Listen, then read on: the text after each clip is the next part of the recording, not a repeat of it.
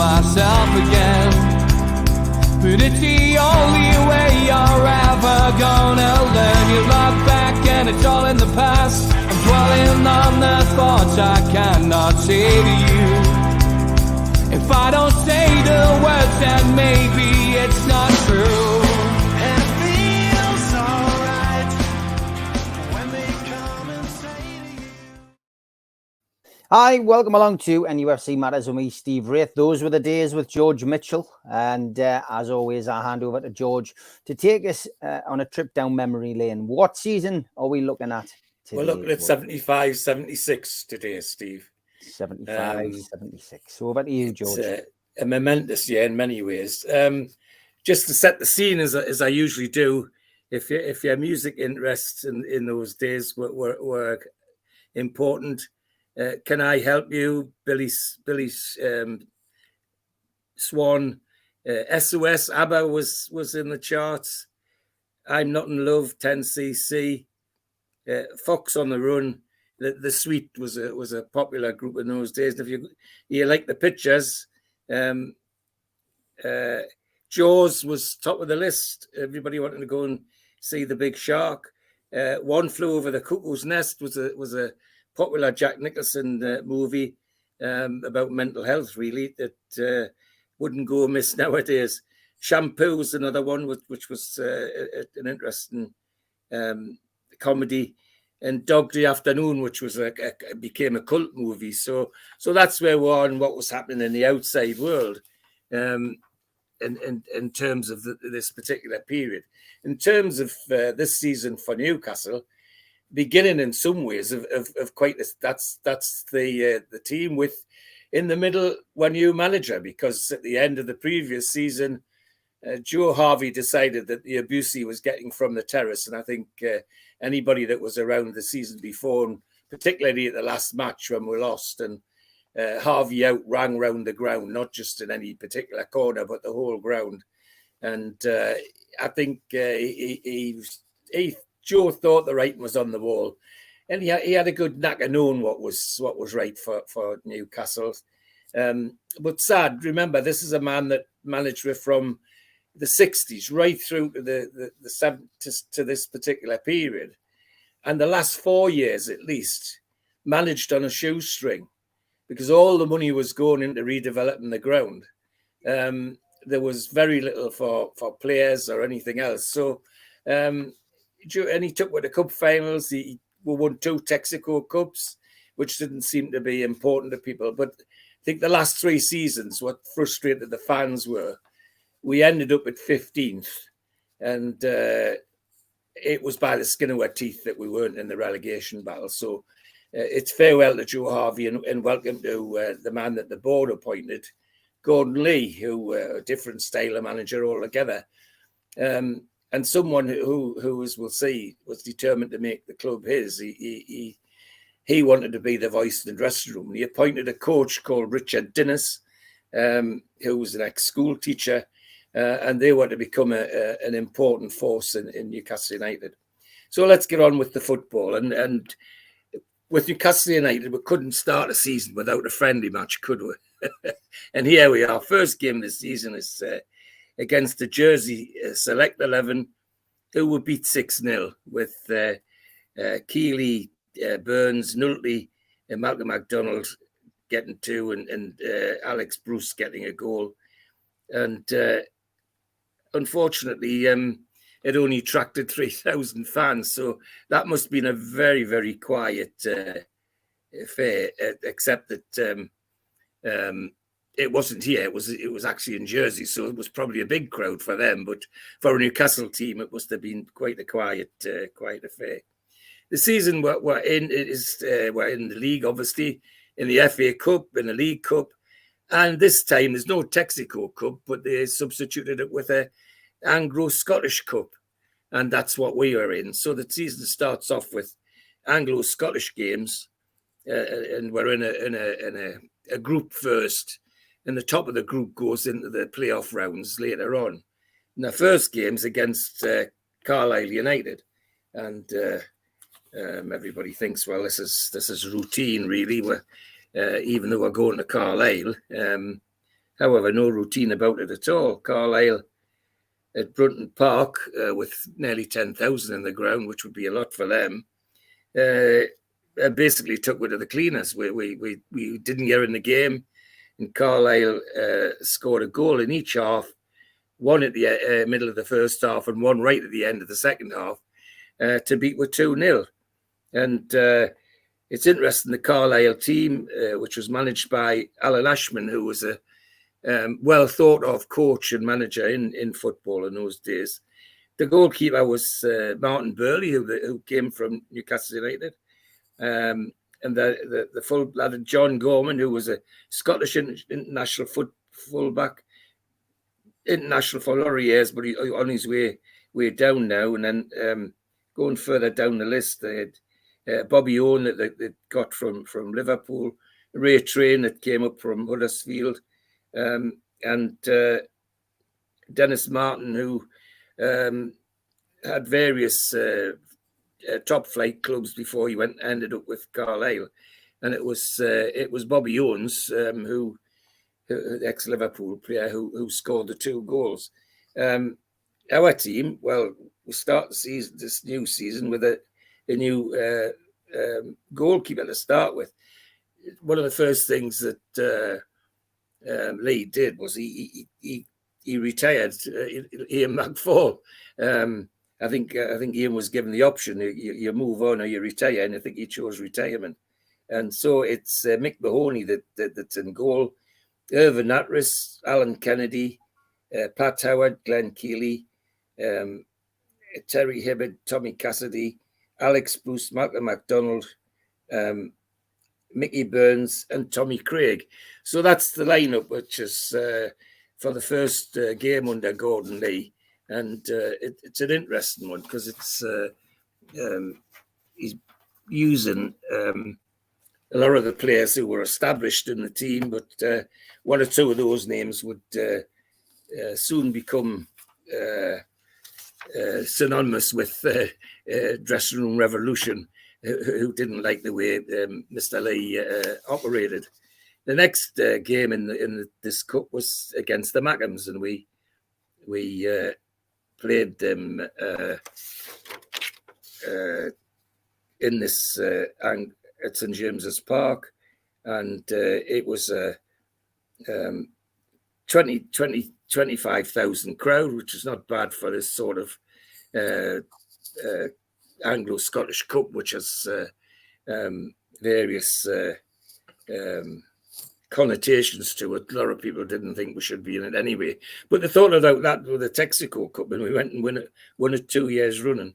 Our team, well, it was he kept the team as played Carlisle with no changes. Well, one change, sorry. Stuart Barraclough came in because there was a one injury, but otherwise it was the same team. The Mackhams, well, they had Bob Stokoe, the manager now, ex-Newcastle stalwart, of course. The goalkeeper was Trevor Swinburne, who's a long-standing goalkeeper for the Joe Bolton and Jackie Ashurst. Jackie Ashurst was a fullback, left fullback for them for many, many years, and became quite a stalwart for them. And then, of course, they had Bob Moncur, Jeff Clark, Tommy Gibb as the midfield line, which are all ex-Magpies, which is Tommy Gibb was somebody else that felt the weight of Gordon Lee's entry into the club and was immediately put on the transfer list, and he went straight to the Mackhams. Bobby Kerr, little terrier on the wing. Dennis Langham, Vic Hallam, dangerous centre forward. Pop Robson, of course, another ex-Magpie, and Ian Porterfield, who was to become quite a noted player for Sunderland. And of course, unfortunately, they beat with 2-0, which didn't go down very well. It was 2-0 by half time. Actually, there were by 40 minutes we were already 2 down, and very disgruntled crowd. I recall, I remember being at this one, and the Gallagher corner was rumbling already about what Lee was doing, but never mind. They just didn't turn up. One of those games where you just felt it wasn't going to happen. And once the 2 goals went in, there was no way in the second half they even looked like coming back. So that's the second game of the Anglo-Scottish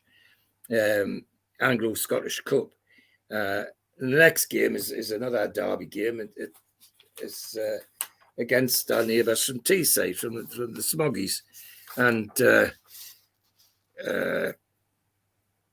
nobody's really it's at St James's, so we're hoping at least it would get better than the Mackems result. But the confidence in terms of the crowd shows in what the crowd was for this one, 11,000, which is telling a message to Mr. Lee and the board that they're not very happy with what's happening. And we end up with a 2-2 draw. We were 1-0, nothing down at half time, but Hibbett and Alan Gowland had joined us by then from Huddersfield, a big gangly centre or attacking midfield player, a talented player, became quite a popular player with the club. And Middlesbrough goals were from McDonough and 2. He got them both, but 11,000 at the game, and that's our team unchanged virtually. One slight change in midfield. Now Jeff Nutley came in because he was the club captain by now, and had been injured, and he was back in. But otherwise, it was the same team. And the notable miss for me is John Tudor, who had been MacDonald's partner throughout the previous 3 seasons. Middlesbrough, well, they had all their stars in, or so-called stars. Jim Platt and goal, John Craggs, who used to be a Magpie, of course, Ian Bailey at full-back.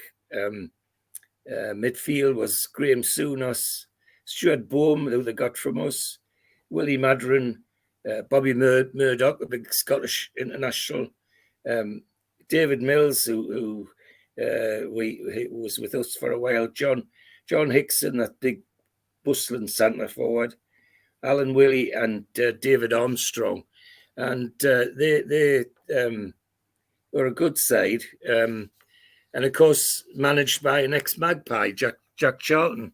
An ex-Leeds player, Jack Charlton, who was to become our manager at one stage. So that's us effectively well and truly out of the Anglo-Scottish Cup, and we're now going into the league season proper. And the first match is an away match against Ipswich Town at Ipswich. And the season before, Ipswich had just missed being in the fight for the title. They were regarded as a good team. And as I say, we knew it wasn't going to be easy. But unfortunately, there's a surprise. There's Newcastle going to Ipswich with doubts about what they would do, and they end up winning 3-0, which is, typical of us. You get thinking about it's not going to happen, and it does happen. 27,000 at Portman Road, and our team's the team that's just played Middlesbrough. No changes at all, and our goal scorers are Tommy Craig from a penalty. Malcolm MacDonald scores 2 goals, one in the first half, one in the second. 20 minutes, Malcolm MacDonald gave with the lead, and just before half-time, Tommy Craig scored his penalty. And then just before the end, just after the hour, in the second half, Malcolm MacDonald scores the 3rd goal. So we beat Ipswich 3-0, which is fantastic, and a really good start for the league campaign, and for many a surprising start, because, as I say, Ipswich were up there chasing the league title the season before. And Ipswich, well, managed by none other than Bobby Robson, of course. George Burley, Scottish international fullback, Mick Mills, who was the England fullback, Brian Talbot, a very capable England midfielder, John Walker, Scottish midfielder, Kevin Beattie, another England player, Brian Hamilton, the Irishman on the wing, David Johnson, who was very dangerous centre forward, whose son now plays for Nottingham Forest, was on the television last night actually, and Trevor Wymark, who was a youngster they introduced the season before and was making quite a name for himself. So a good win against a really good Ipswich side takes we into a league campaign, and then we go home for another game against Middlesbrough. And well, having had a draw with them before, we thought, well, that's the least we can do. But after the result at Middlesbrough, people are quite keen. In fact, that good result at Ipswich, you can see the impact on the crowd. 42,000 all of a sudden coming into St James's Park. And our team is unchanged. Mick Mahoney, Natras, Kennedy, Nulty, Howard, Terry Hibbett, Mickey Burns, Alex Bruce, Malcolm MacDonald, Alan Gowland, and Tommy Craig. So it's the same team he's playing. And Middlesbrough team, almost identical to the one we played previously in the Anglo-Scottish Cup. Only one difference was that at fullback, left back, was Terry Cooper, a very good left back who they got from Leeds United, and who was on the verge of a great England career. And the goal scorer as well. Not an auspicious start for Alan Gowland, because in 5 minutes he scores a goal in his own goal, or a corner. He just gets his foot on the wrong side of the ball, and of course it is the wrong side because it goes in our net. So 5 minutes were one down, but coming to the rescue is none other than Malcolm MacDonald. But it took to the 80th minute to get the equaliser, but at least it keeps the momentum going. We're not struggling at the early part of the season. So we're now we've got Middlesbrough, and we're off to we're at home. We're another home match to Leicester City is the next home game. Now Leicester the previous season were another promising side that seemed to be making headway in the league. Our team, same team as we had before, with Mahoney, Natras, Kennedy, etc. And the Leicester City team, now managed by Jimmy Bloomfield, had lots of all-stars, Steve Whitworth and Graham Cross and Dennis Roth at the back three. Steve Kemba, the expensive buy from Crystal Palace. Alan Birchnall, a big blonde centre forward who caused all sorts of troubles. Stevie Earle, a great West Indian winger, dangerous winger. And Frank Worthington, of course, he of the Mexico moustache. And they were a tidy side, but tidy or not, on this particular day, they came against the Newcastle side that was up for it.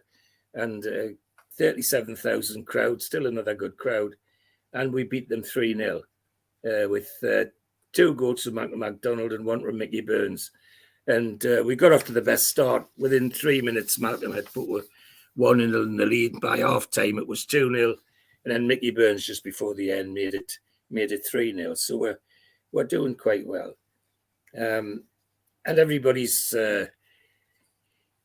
There's a sigh of relief for the Gallagher corner that we're not worried about relegation or anything like that. That we're winning matches already, which is a great thing to start. Next game is an away game at Derby County, and always good games between us and Derby County. It's interesting that we as I say, always seem to have good games with Derby. Always a good football side.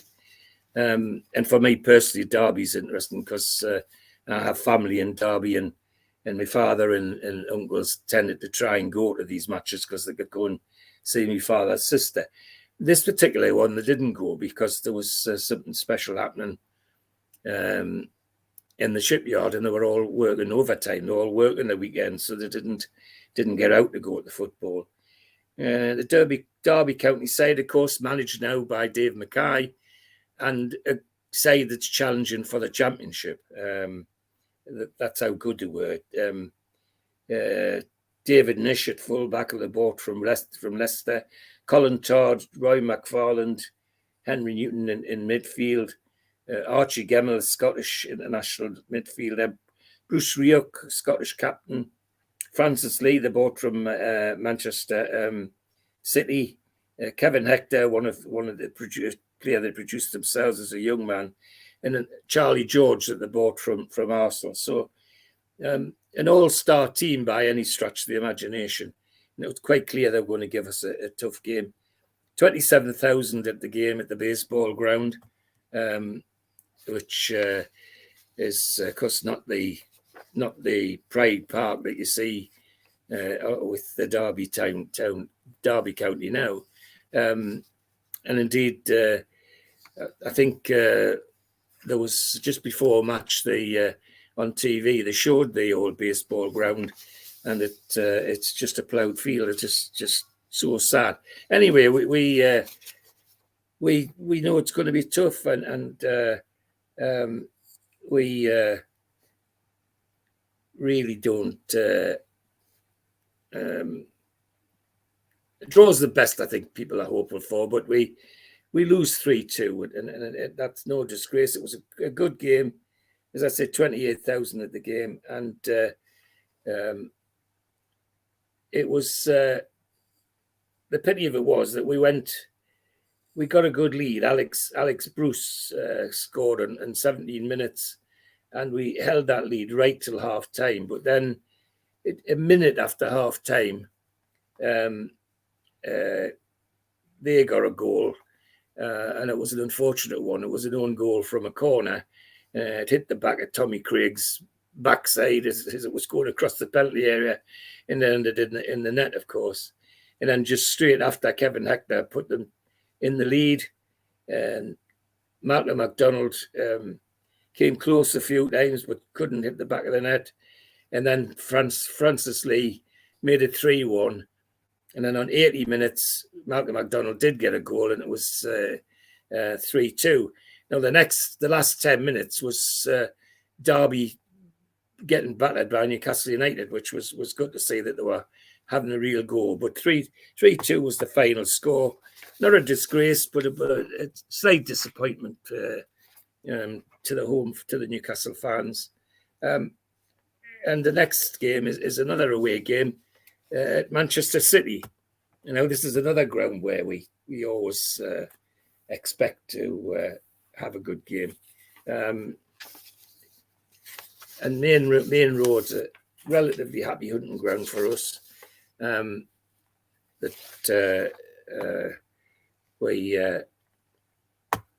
other side of it is that happy hunting ground it might be, but sometimes it doesn't work. And on this particular occasion, it didn't work, and we got thrashed 4-0. I mean, Manchester City just took it to the cleaners. And a young man called Dennis Stewart, who is going to become a thorn in our side in more ways than one this season, scores 2 penalties. We give 2 penalties away. One just as early as 7 minutes, the first one. The second one just on the hour.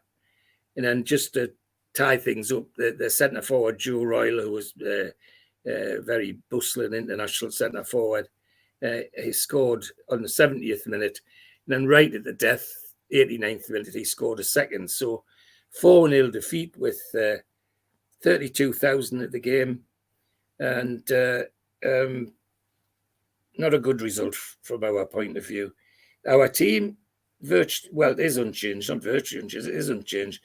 Mahoney, Natras, Kennedy, Nulty, Pat Howard, Barraclough, Burns, MacDonald, Gowling, and Tommy Craig.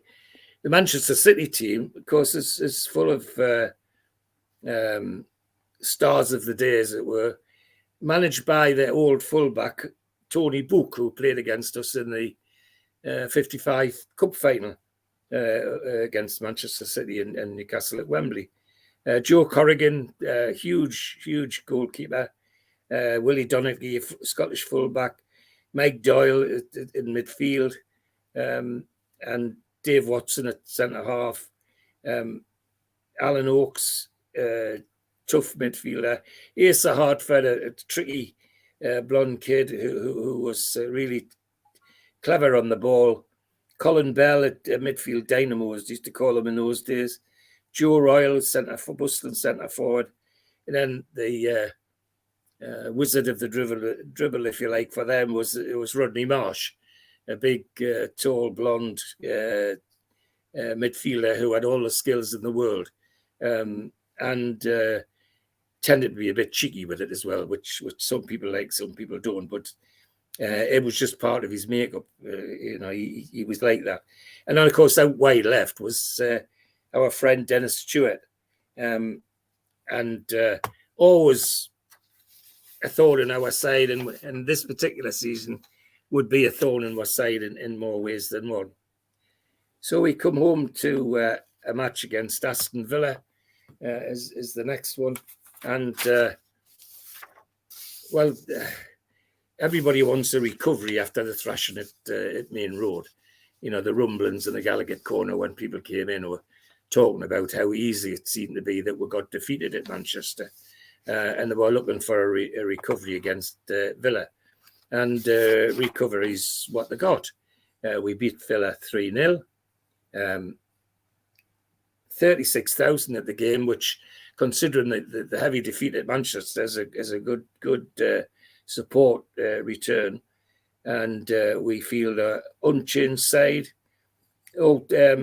John Bird comes in at centre half because there's an injury. And other than that, it's exactly the same team with Tommy Craig out wide, Alan Gowland and Malcolm MacDonald through the middle, and Mickey Burns on the right. Aston Villa, got Ron Saunders as the manager, the character of a manager who managed lots of top teams. Made quite a reputation for himself. Had a good side really, and everybody was pleased to see we beat them. Leighton Phillips was in that team. Charlie Aitken, who was Scottish international, had been around a while, and Ray Graydon, Chico Hamilton, another character. Brian Little out on the Geordie, Brian Little, who played either in the middle or attacking midfielder, who was become, for a short while, a fantastic manager. But suddenly he had a couple of bad seasons, and he went from being the flavour of the month to the flavour of nowhere. He just disappeared, Brian Little, which was quite sad, because he was a tidy player, good player, and good reputation, and got a good reputation as a manager. So to get that 3-0 after the hammering at Manchester City, and the Gallagher corner was thinking, well, we're on the up now. This is great. So we're now into the League Cup for the second round of the League Cup, and everybody's hoping that maybe there might be something might happen in this season in the League Cup, because it hasn't been the best competition for us. But we draw Southport. Now, Southport, third division side, and not a particularly good one, but we draw them at St James's Park, and everybody thinks, well, this has got to be a win. Nothing less than a win will do. 24,000 at the game, and lo and behold, they didn't disappoint, and they beat Southport 6-0. And this is the game when, in my view anyway, that Alan Gowland stamped his mark on Newcastle United. He scored 4 goals, and there wasn't a bad goal amongst them. Couple of headers, couple of drives, and he just was. He'd have been unplayed against any team, but Southport just couldn't handle him. Couldn't handle him in the air or on the ground. And the other nice thing about it was the other 2 goals came from a local lad, Paul Cannell, who had come up through the ranks. So it was nice to see that as well. So there we are. We're off on our way to Wembley, we hope. And as I say, not a bad crowd for a team like Southport. But we're on into the next round handsomely, as we could say. So we're now back in the league games, and we're on our way to Everton. Is the next game, and a ground which is always a tough one. There's no easy games at Everton, and 29,000 at Goodison Park. But with the confidence in the previous wins that we'd had, everybody thought, well, maybe we'll get something this time. Well, like I often say, hope's not a big thing to have when you're a Newcastle fan, because they have a habit of turning your hopes into tears. And that's what they did with this match. I mean, Everton just outplayed. We ended up 3-0. It could have been a lot more.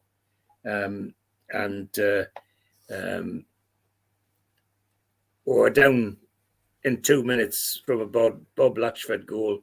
14 minutes, Mick Lyon, a defender, scored from a corner, and then David Clements, another defender, gets a goal from a corner in the 74th minute. So that's the 3-0. Disappointing, but never going to be easy at Goodison Park. They're managed at the moment by Billy Bingham, the ex-Sunderland and Irish winger, who was a very popular player, very talented player. And like a lot of Irishmen, had the gift of the gab. He was good on television. He could talk a good match as well as play a good match. And he had the sort of natural perm curly hair that people with hair like mine used to envy very much. But he was a nice guy. He like a good Irishman. He could talk the hind legs off a donkey. The Everton team wasn't a bad team anyway. David Lawson in goal, Steve Sargent, Mick Lyons, Mick Bernard, who was a Geordie in their midfield, Mick Buckley, who was a hard tackling midfielder, and David Smallman was a young man that introduced in this game, who was supposed to be going to have a fantastic career in football, and by the end of this season just disappeared. I can't even find any other trace of him. And Bob Latchford, of course, who was knocking on the door of being an English international. And out on wide at this time for them was a Scottish international called Jim Pearson, a very, very tidy player, but particularly for Everton. So we get turned over well and truly at Goodison Park. And then we come home for a match against Wolverhampton Wanderers, Wolves. And again, in the Gallagher corner, because I remember being there, everybody's saying, well, got to recover after that Everton defeat. We're don't want to be sliding down the league. We're sitting nicely just above the middle. So Wolves come and again, it's a match which Alan Gowland puts his stamp on and demonstrates what he demonstrated against Southport, that on his day he was hard to keep off the ball, and he scored another hat trick, and we beat Wolves 5-1. And Gowland's goals, 9 minutes, 60 minutes, and 80 minutes. 54 minutes, John Tudor got a goal.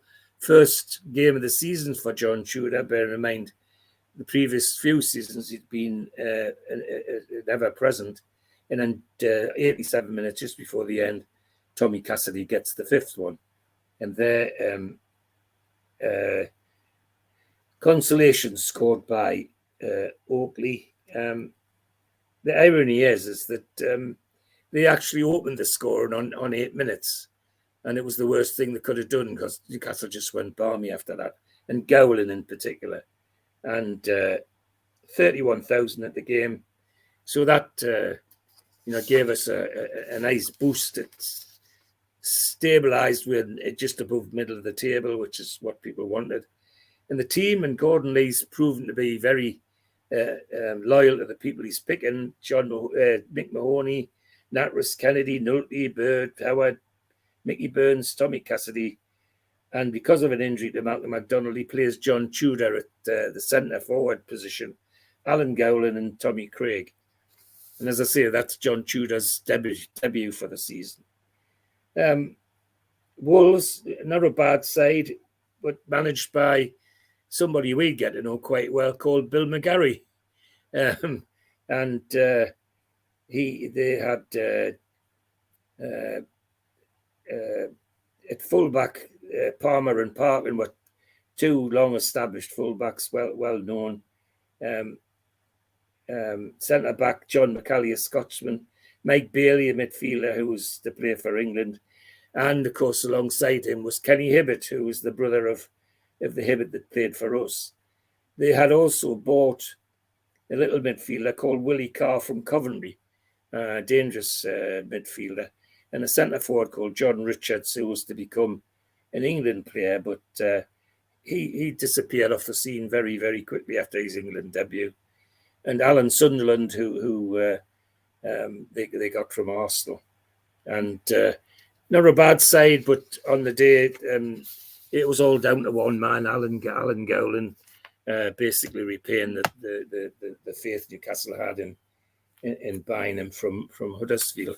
He had, of course, been a Manchester United player for a long time. It was, as I say, the Gallagher corner's happy because it's pushing up the league, and we're going with some confidence to an away game at Birmingham is the next one, and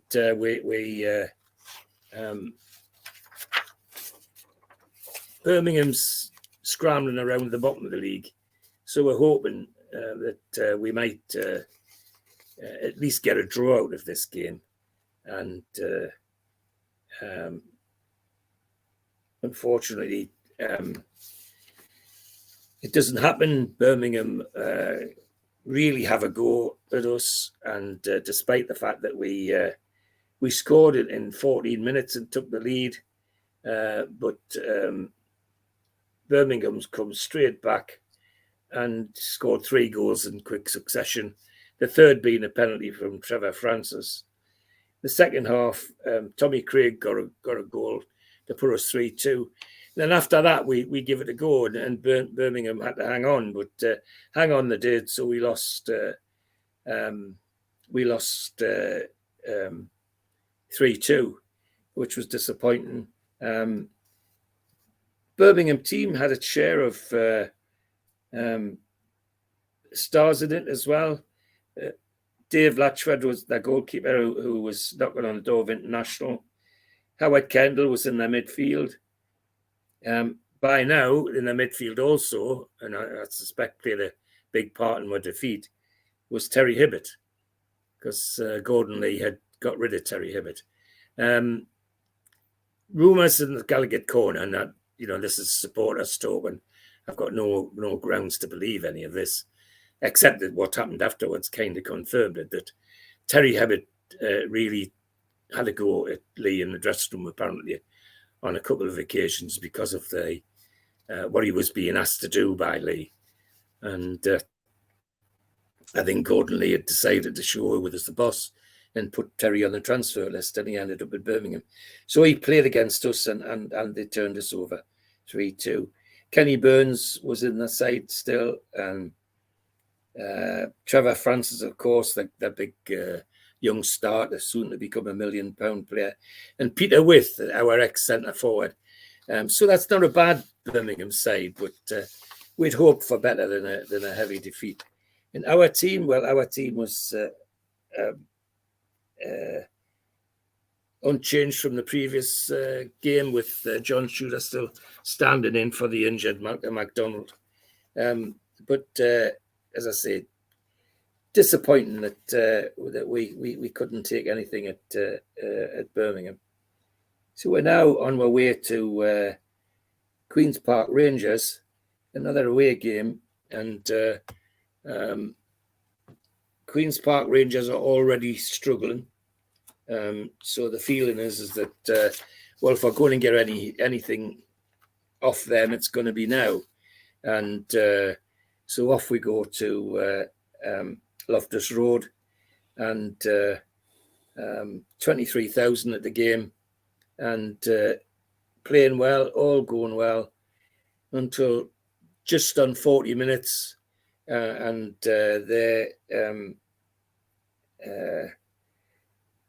one of the centre-backs, Mick Leach, heads the ball in from a corner, and we're 1-0 down.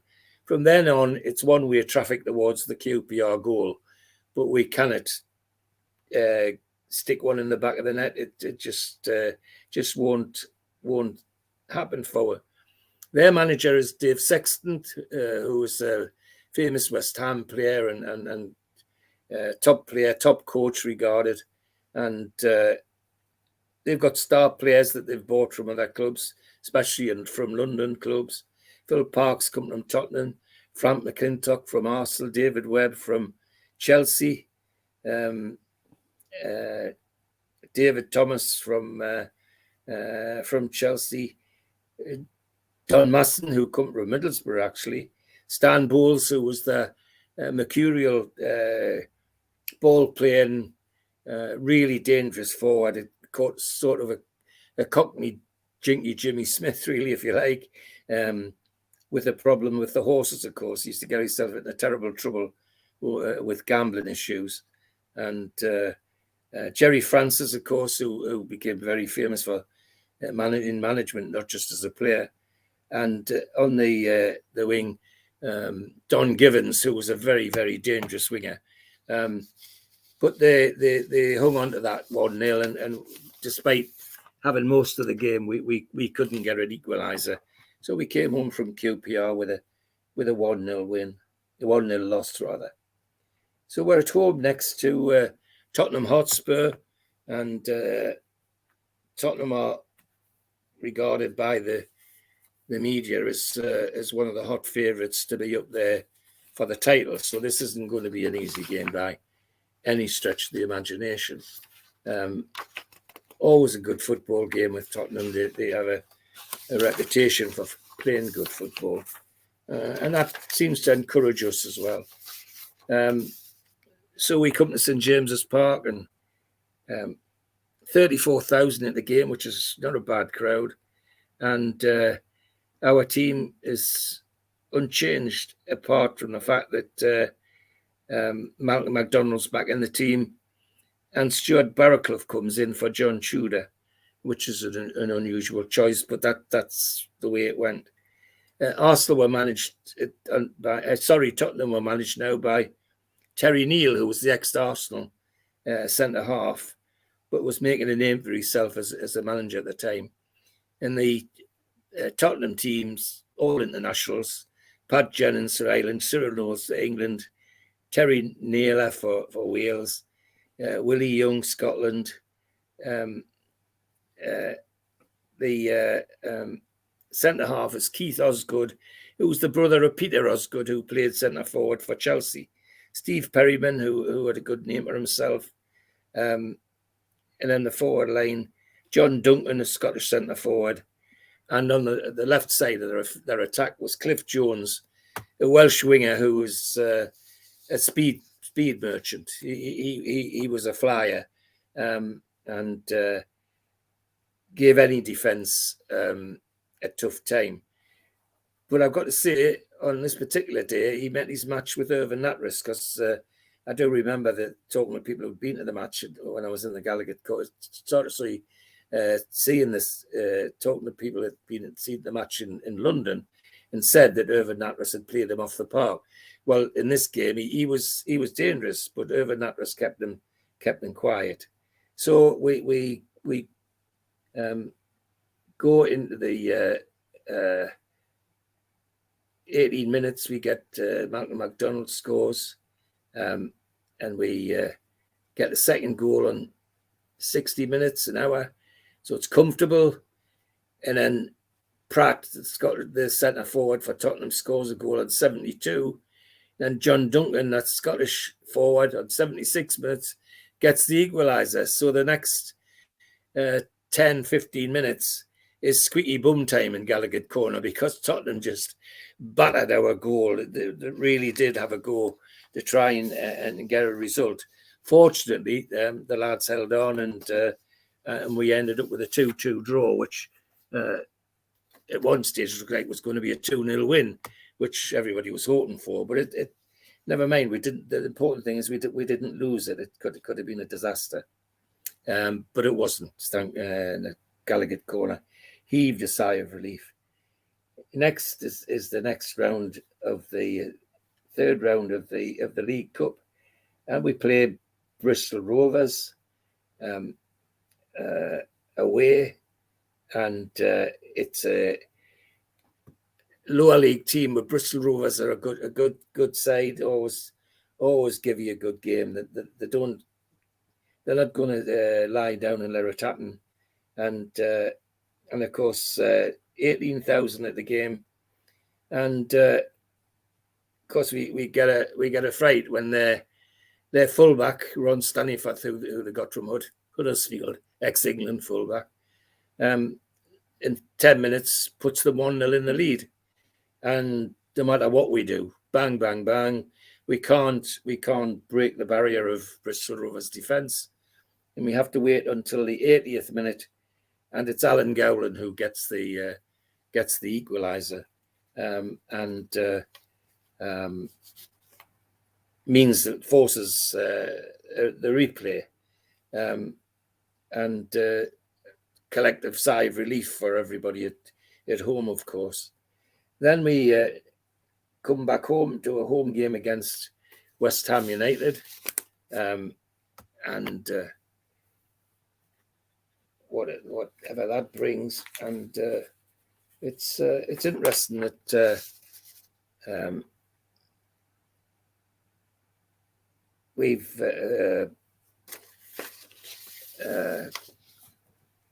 had this result at Bristol, and sometimes that gives a negative reaction to the crowd, but in fact it doesn't happen. West Ham's there, 32,000 come to the game, we're West Ham, 32,000 go to the game, and their team is very predictable.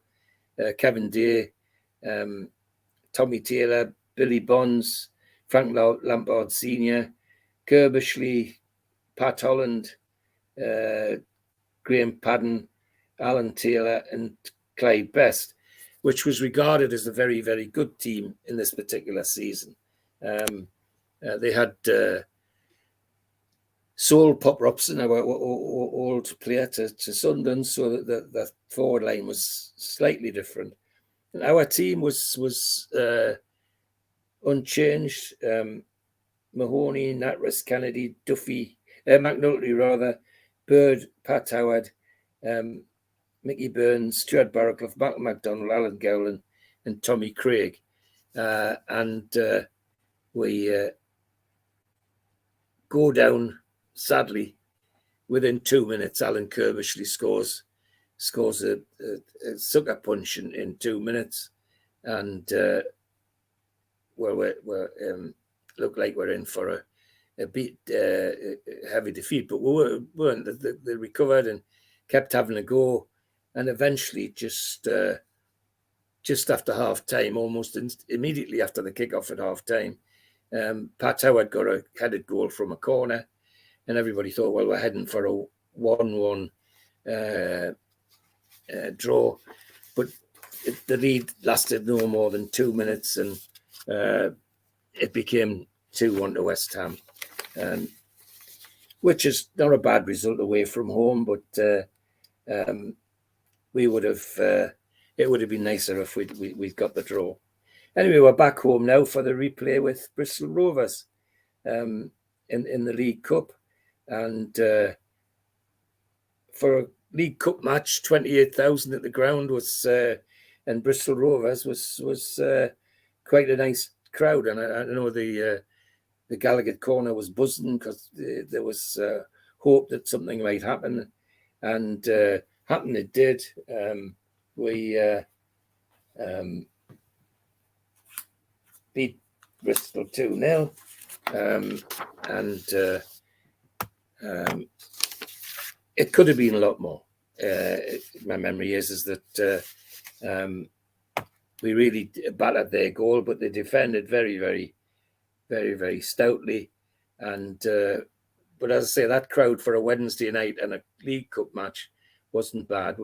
Good start. Tommy Craig scored in 7 minutes, and then right before the death, because we kept peppering their goal, Irvin Natras on 89 minutes got the second, and we came out 2-0 winners. Our team was unchanged from the previous game. No, there was an injury, and David Craig came in for his first game of the season. Now, Bristol Rovers had one or two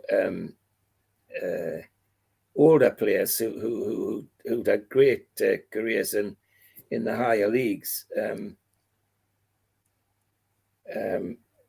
A lad called Bruce Bannister, who was a good forward, played for a lot of the London clubs, and Alan Warboys, who scored lots of goals for both the Sheffield clubs before he ended up at Bristol. And so, as I say, they're made up of locals and ex-top clubs, but Bristol gave a good account of themselves. It was an entertaining game, and we got what we deserved out of that one. So now we're stay at home for a Saturday league match against Norwich City, and Norwich City are we're mid-table. They're well below mid-table. Norwich are already in a position where they're struggling, and the feeling is that we want a result against us. 33,000 at the game, and our team's virtually unchanged. It is unchanged. David Craig's still in there for the injured players, and Norwich City, who are now managed by John Bond, who's the ex-West Ham player, and who's the father of Billy Bonds, who played for West Ham as well. But they had one or two star players. Duncan Forbes at fullback was regarded as a top man. Martin Peters, who they bought from Spurs, the World Cup player who went to Spurs, then went to Norwich. Colin Suggett, who we know from his time at Newcastle United and with the Mackhams. Ted McDougall was a character centre forward, and caused lots of teams trouble. And Phil Bowyer, who was a very talented midfield player. It was a good game, but a game we won with some ease. We really should have. We gave 2 goals away, and we really shouldn't have done, but we did. But interestingly, they went in lead just before half time, and then just after half time, Alan Gowland scored, and then he scored another. And then Malcolm McDonald scored 2. And then there was an own goal from the Norwich fullback to make it 5. And they got 2 through Maguire and Ted McDougall.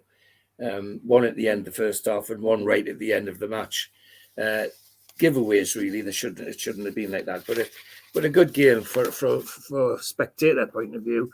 And the Gallagher corner was feeling a lot more confident with that win in the bag. That we're now climbing quite nicely above the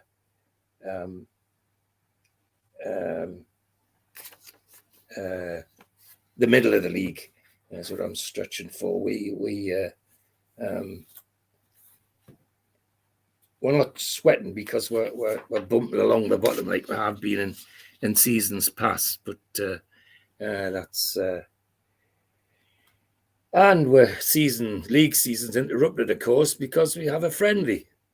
I mean, SK Boron, Scandinavian side. We seem to have a lot of good relations with Scandinavian sides, and 10,000 crowd, which is not bad for a midweek friendly. And we actually travelled to Norway for this match in the middle of our season. We're just starting to win matches, and we fly off. Anyway, 1-1, Malcolm MacDonald scores, and then their goal scorer, who's got an unpronounceable name, on 83 minutes. I'm not even going to try and pronounce it, just gobbledygook if I say it. Anyway, 1-1 in this friendly match. And I know gate receipts are important to the club, but when I see a friendly like this, I try and find out, is there a special reason for it? Is it a testimonial, or is it? And apparently just an invitation for them to go and play, and we said yes. So never mind. Anyway, we come home on the Saturday to an away match at Stoke City, and Stoke are not a bad team. That they're like us; they're about the middle of the league, and everybody's hoping that we might get something out of it. Well, we do. We good end-to-end stuff.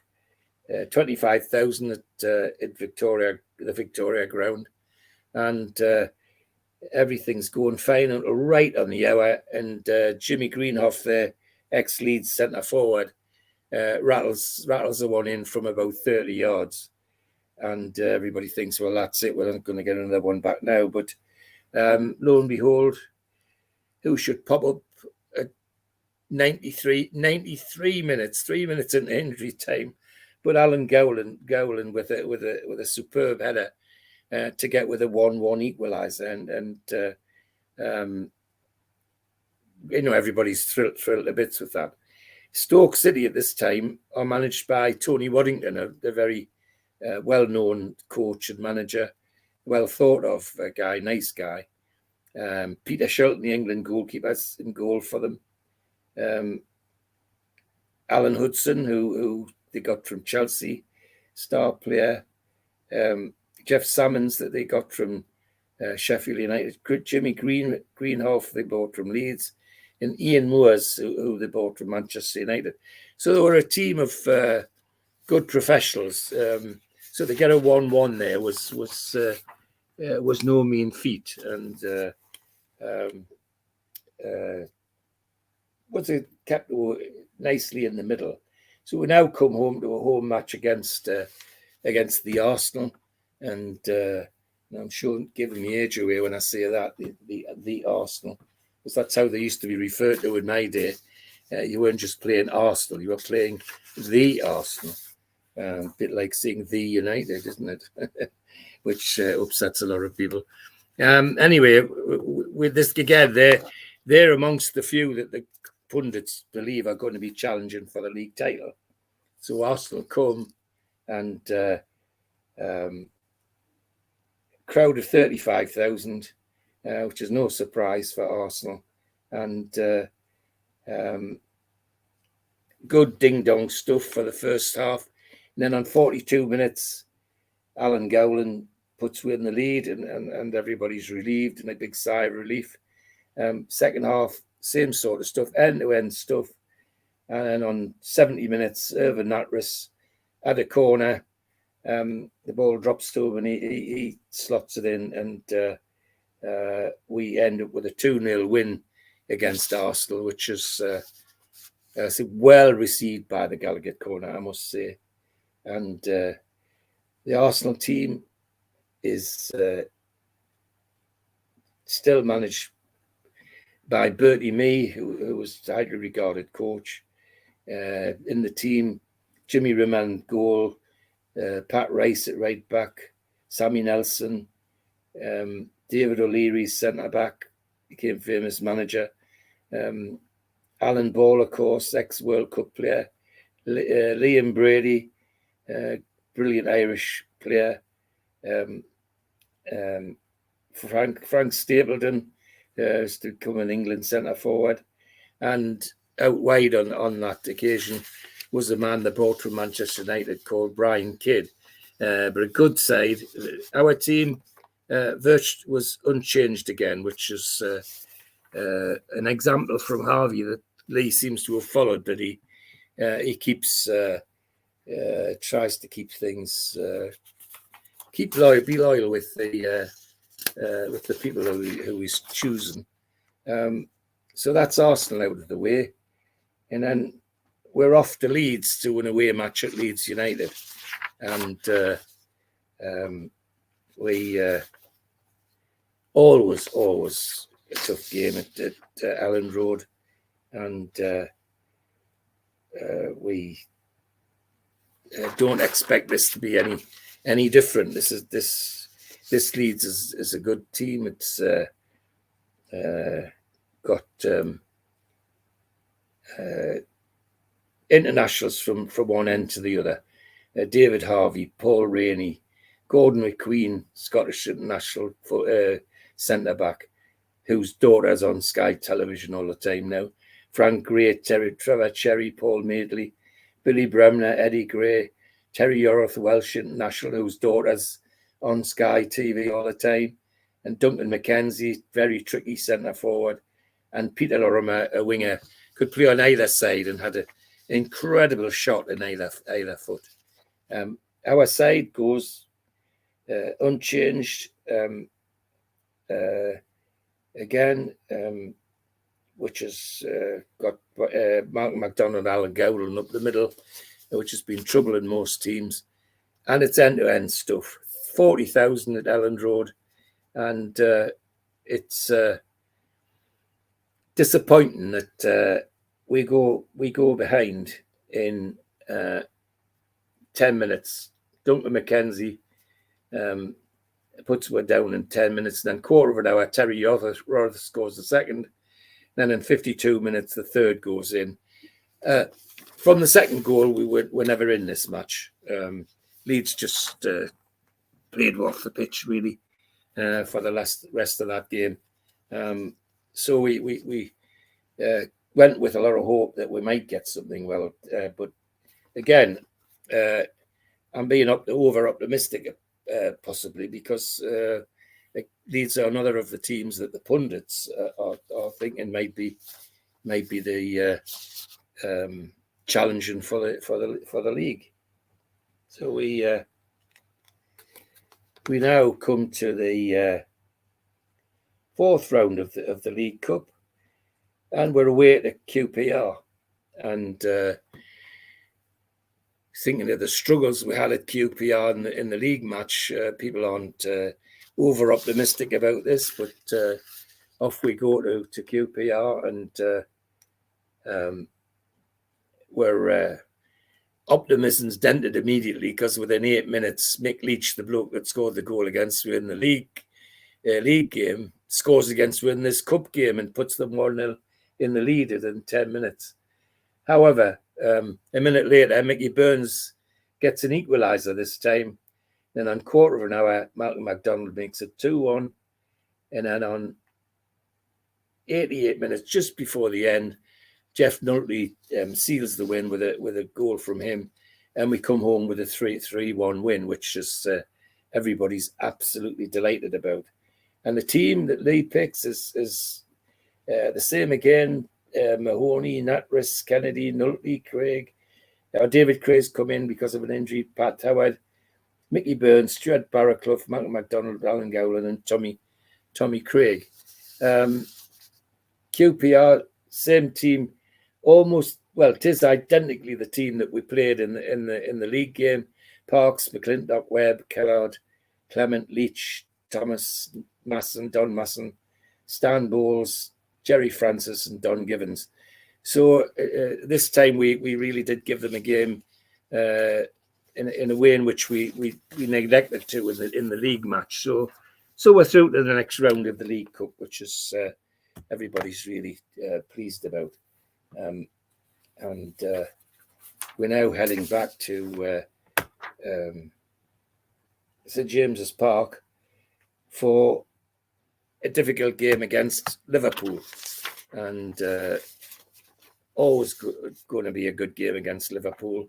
And 43,000 at this game at St James's, and our team's unchanged.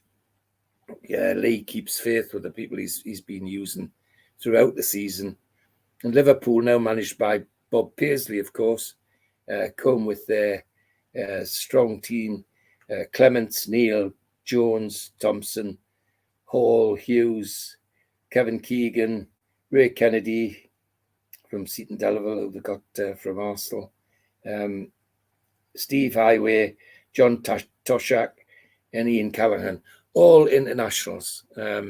A tremendous Liverpool side, which would cause anybody trouble. And it looks as though it's going well forward. Jeff Nutley puts in the lead in 25 minutes. And right on half time, Brian Hall equalises. And wouldn't you believe it, the only Geordie in that team, Ray Kennedy, on 88 minutes, gives Liverpool a 2-1 win, which is, breaks the hearts of the Gallagher corner, because it looked like we were going to at least get a draw out of it. We didn't. We lost 2-1. But I've got to say, it was a great game. It was a game that people thoroughly enjoyed. I know I did. And yes, the result was disappointing, but so are most defeats. We're now off on our travels again. We're off to Norwich City. Norwich City, we should try and get something out of this game, everybody feels, because they're bounced along the wrong end of the league, where we're fairly solid in the middle of the league.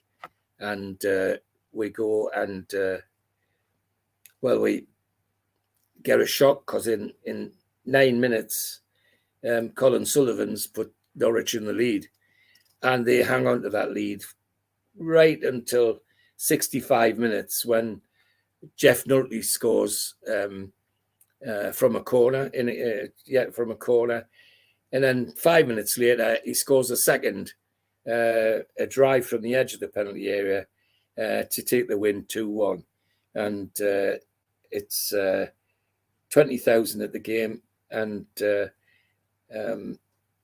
John Bond's still the manager. The team is the same as the team that we played before at St James's, and difference was the result was better for us, and our team unchanged with MacDonald and Gowland up front. So we're now well above and established above the middle of the table, and heading for hopefully think we're heading for better things. The next game is an away game at Manchester United, and this isn't going to be easy by any stretch of the imagination.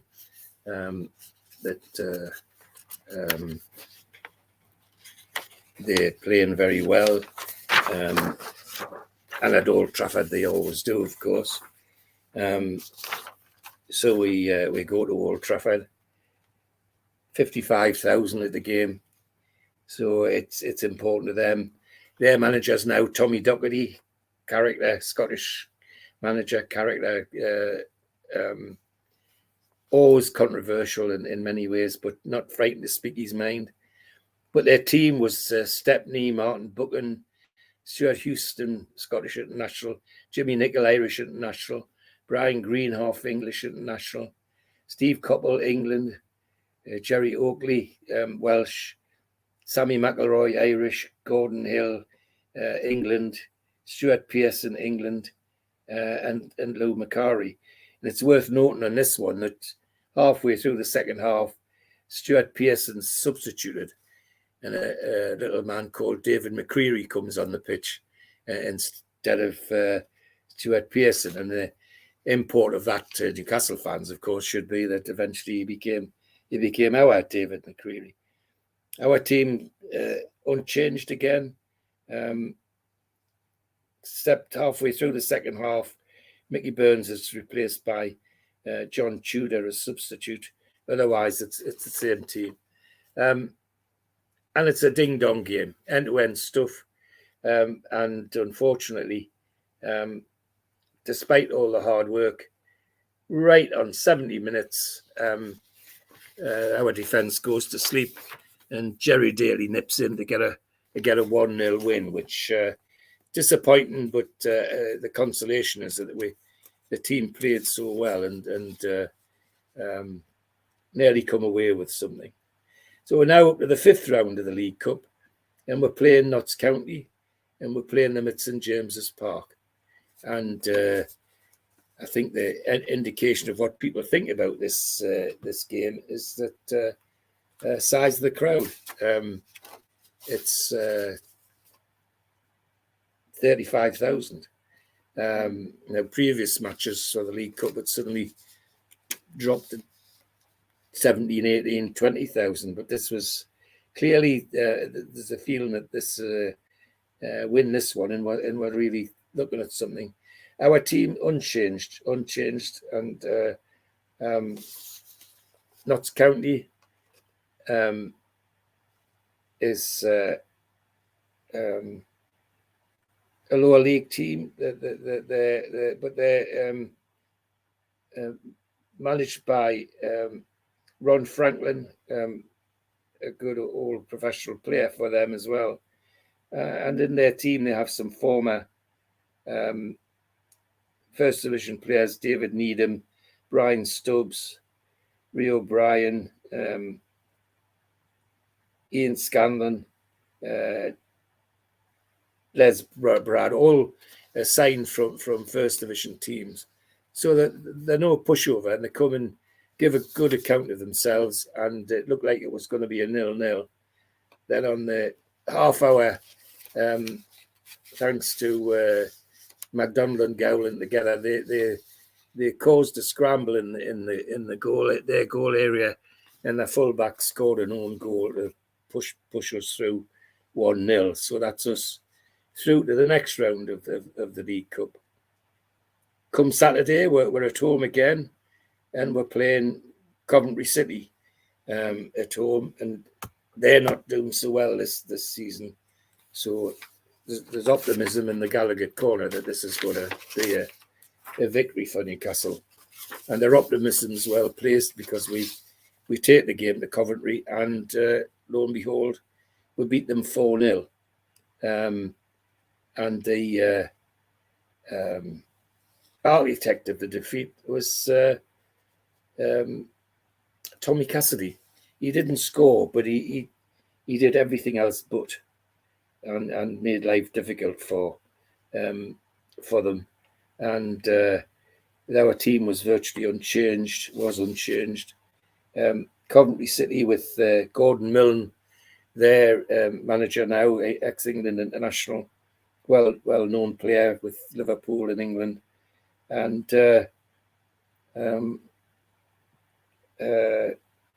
lots of players in who were well known, like Peter Hindley, the fullback, Brogan as centre back, Jimmy Holmes, Alan Dugdale from West Brom, Tommy Hutchison from Manchester City, Dennis Mortimer, another Manchester player, David Cross from Leicester, Alan Green from Leicester. So they weren't a bad side, but they were professionals who were on their way down, and we just took the game to them, and they were never in it. David Craig scored our first goal in 17 minutes, and then Tommy Craig scored one on 27 minutes. Mickey Burns one on 51 minutes, and then Tommy Craig got a second from a penalty spot on 67 minutes. So a comfortable win against Coventry, which is what everybody was hoping would happen, of course. But as I often say, it's a dangerous thing to be hoping things with Newcastle United. So we're off now on our travels, and we're going to Leicester City, and it hasn't escaped the notice of the Gallagher Corner, at least, that if we could get a win at Leicester, we would certainly be well above the middle of the league and actually starting to push for well into the top half. 19,000 at the game at Leicester. The Leicester team has introduced a new goalkeeper. Jimmy Bloomfield's still the manager. Mark Wallington's taken over from Peter Shilton, who was sold to Stoke. And Steve Whitworth playing for them. Dennis Rolfe, Steve Camber, Keith Weller from Spurs, Chris Garland, and Frank Worthington, of course, this dangerous centre forward. Our team is unchanged, and it's good to see that Gordon Lee's keeping the faith with the players who are in there, and it's a good football game, and stuff went right to the 70th minute when Keith Weller, the guy they bought from Spurs, delivers a sucker punch, and we end up losing 1-0, which is disappointing. But as I say, the top and bottom of it was that they still played well, and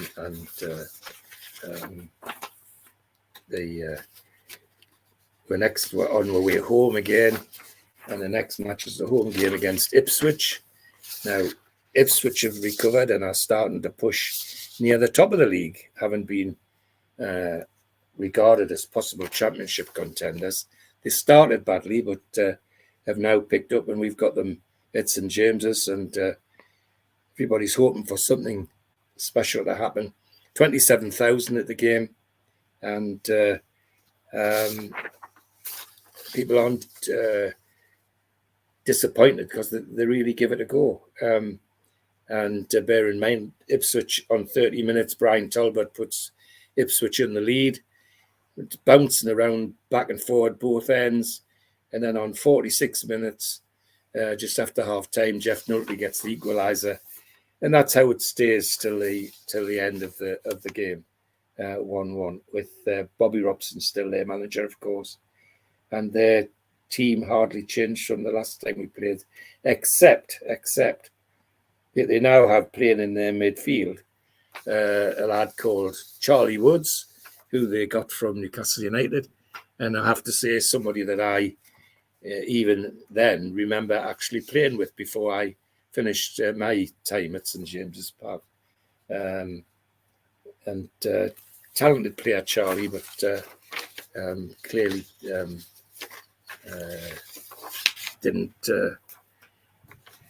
didn't get to the point, make the grade that many people thought he should have done at Newcastle. Now we're now on our way to an away match at Burnley, and Burnley, of course, a side which traditionally is filled with Geordies or people with Geordie connections. Jerry Payton in goal, Colin Waldron, Jim Thompson, Mick Doherty, Keith Newen, Kevin Kennedy, Willie Bingham, Brian Flynn, a Welshman, Paul Bradshaw, Mike Summerby, ex-Manchester City player, and Ray Hankin, who was from Wallsend, originates from less than half a mile from where I'm sitting talking to you, to be honest. That's how well known Ray Hankin was. Ex-Wallsend Boys Club player. But out of those lot, there are eight Geordies from Durham, Northumberland, Ashton, particularly in that Burnley side. And as I say, they're regarded as possible championship contenders. And it's an excellent game, a good football game, end-to-end stuff. And everybody's expecting it to be a 0-0 draw when suddenly who bursts into the penalty area, but none other than Alan Gowland. And he's upended by one of their centre-backs. And we get a penalty, and Tommy Craig makes it 1-0, and we get the 1-0 win.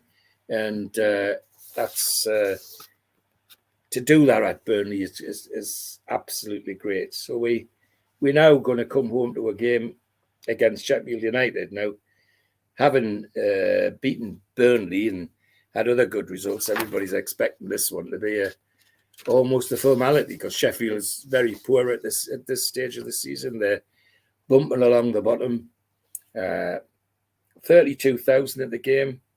Our team's unchanged, with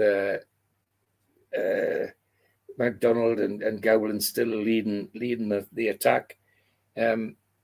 Sheffield United have one or two old hands in: Ellie Cahoon, Keith Eddy, Steve Ludham, David Bradford, John McCready, Tony Curry, the England international, Alan Woodward, the England international midfielder, clever player, and playing for them, Chris Guthrie, who they just bought from Newcastle United, of course, and I think he was one of the players that Lee got rid of so he could afford Alan Gowland. However, the game's not an easy one at all. Sheffield's hanging on. And then Malcolm MacDonald in 62 minutes puts you in front, and everybody thinks, well, that's it. We're gonna get this 1-0. But Sheffield don't lie down, and Woodward on 75 minutes, bang, equaliser, and we end up with a 1-1 draw, which is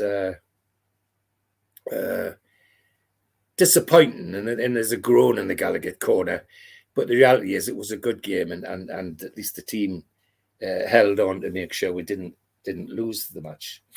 We're now coming to part of the season which most Geordies enjoy. This is FA Cup time, and we're up to the third round of the FA Cup, and we draw Queen's Park Rangers. Well, we've already played them in the league, and we played them in the League Cup, and we go to Loftus Road, 20,000 at the game, and it's the most miserable game. The press reports on this game are just horrendous. It's so dour. It's a 0-0, but it never looked like being anything else. The QPR team was very familiar to us because we played them that many times before. The only difference was that halfway through the second half, young John Hollands comes on and plays a Don Givens. Our side's unchanged until David Craig picks up an injury, and Stuart Barraclough comes on the field in place of David Craig. But 0-0, and a desperately miserable 0-0 by all accounts. So we come back to St James's Park for the replay on the Wednesday night, and everybody just thinks this is this is going to be a walkover at home. We'd beaten them once at home, and 37,000 at the game for a cup replay midweek's not bad by any stretch of the imagination, and everything's going well.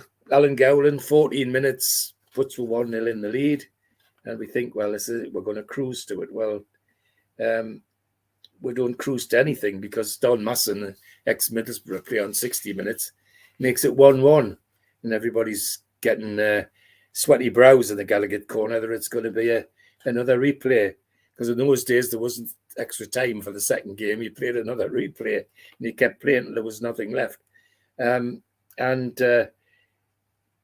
Everybody thought that's where we're going. But then Malcolm McDonald was going through and got upended in the box by one of their centre-backs, and Tommy Craig scored the penalty to give with a 2-1 victory, which put us through the next round of the FA Cup. So there's a bright optimism in the Gallagher corner now, and we end up that game with a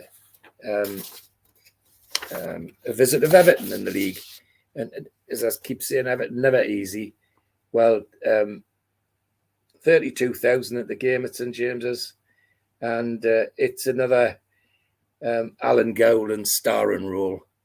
We beat Everton 5-0, which was beyond everybody's wildest dreams. And Nervin Natra starts to score in 5 minutes from a corner. Then Alan Gowland, 30 minutes, 51 minutes, 60 minutes, hat-trick. And then Jeff Nulty seals it with a fifth one just before the end. So to beat Everton 5-0 at home, everybody's cock a hoop with that. It's without doubt a result, a win we expected, but I don't think anybody expected that.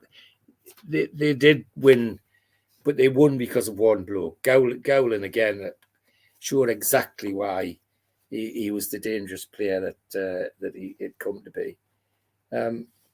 So we're now headed to the League Cup semi-final, and we're playing Spurs in the League Cup semi-final. And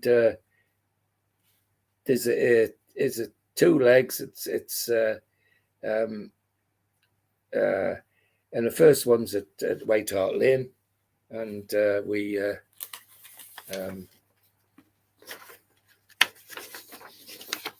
go to Spurs, and tough match, 42,000 at the game.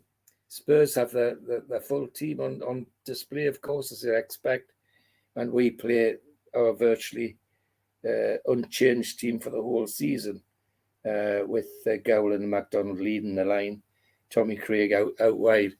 And the Spurs beat us 1-0. That's at White Hart Lane. It's I don't remember those shorts being that pale blue, but unless that's just because of the picture, I don't know. But that's Steve Perryman chasing down Supermac, I think. And so that's the first game. We then come home to we have a league match against Aston Villa, and we're hoping that the exploits in the two cups haven't stopped with thinking about the league, because we're not doing too badly in the league, and we go to Villa with optimism, is how I describe it. And 37,000 at Villa Park. Aston Villa, of course, with Ron Saunders still the manager. And the goalkeeper in this game is none other than Budgie, John Burridge, who becomes a great favourite with the fans on Tyneside. And they play their full team, of course they do, with a cup match, with a league match this important. And we play our usual side with John Bird back on the side instead of David Craig. And Alan Gowland is substituted halfway through the second half, and Stuart Barraclough's brought on.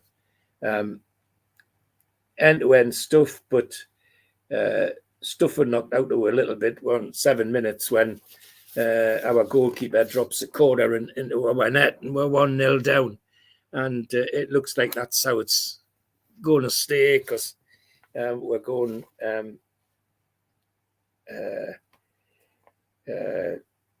not getting anywhere. And then all of a sudden, on 20 minutes, a a screamer from Alan Gowland, and that's 1-1, and that's the way it stays till the end. But an away point at Aston Villa is good, is regarded as a good result. So we can now come home with some confidence for the second leg of the League Cup semi-final against Tottenham. First game was hard fought, was tough.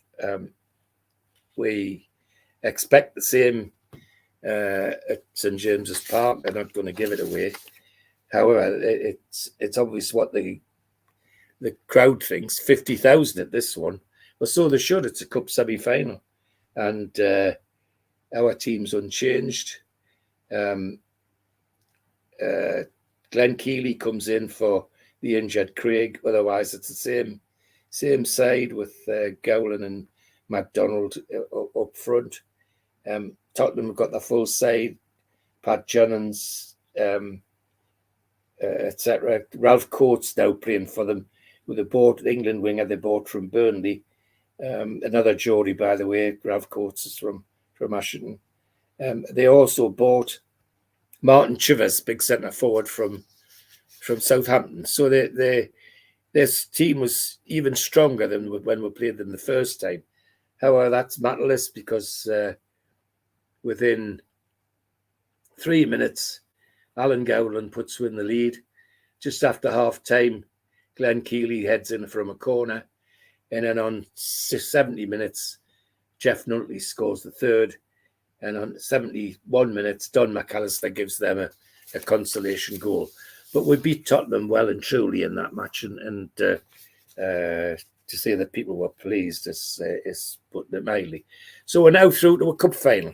Gordon Lee's first season, and we're now through to a cup final, a League Cup final. So we're now into the FA Cup fourth round. So we haven't done it in the League Cup. Everybody thinks, well, gosh, can we do it in the FA Cup as well? Is it possible?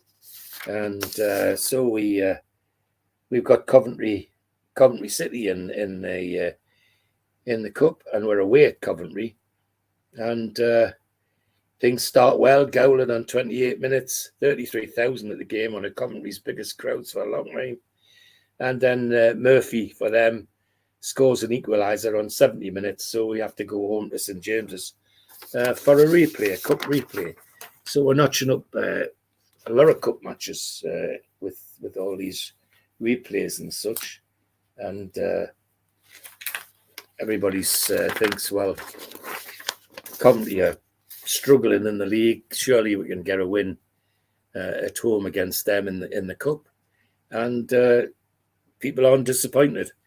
Same team for us, Mahoney, Natras, Kennedy, Nutley, Keeley, Howard, Burns, Cassidy, MacDonald, Gowland, and Craig. And they return a 5-0 win. To say that the Gallagher corner was dancing at this match is putting it mildly. And the goal scorers, Mickey Burns, Alan Gowland, 2 for Malcolm MacDonald, and 1 right on 90 minutes for Tommy Cassidy. So the Gallagher corner was to say they were happy is putting it mildly. They were cock a hoop, and looking forward to the next one because we've already got the one cup final. We're going to get to another, and here we go. It's an away game at Middlesbrough, a league game against Middlesbrough. Ayson Park's always a tough place to go, but I like lots of people still regard the Middlesbrough game as a derby game because it's close enough, and 32,000 at Ayson Park, and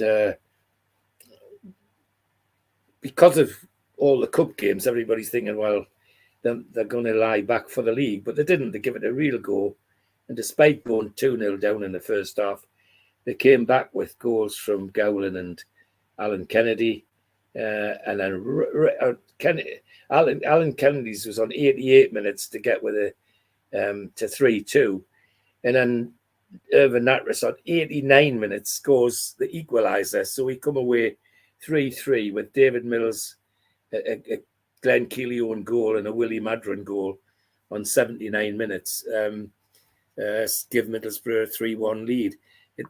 Hectic last few minutes. Madron on 79 minutes. Kennedy on 80 minutes. And then Natras on 89 minutes. So 3-3 draw, which away at Ayson was a good result, and more importantly, means we don't have to worry about the league position in terms of what we're doing in the cup. That we're not being threatened with relegation or anything silly like that. We're still plugging away. Next game is Derby County at home, and they're pushing at the very top of the league, and so we know it's not going to be easy. 46,000 at this game, which is a good crowd for Derby, and our team's unchanged, with the usual MacDonald and Gowland leading the attack. Dave Mackay is still manager of Derby, and they have all their stars that they've got: Rod Thomas, Colin Todd, Roy McFarland, Archie Gemmell, Bruce Rioch, Leighton James, Francis Lee, and Charlie George. They're a very attractive side, and this is a very attractive football match.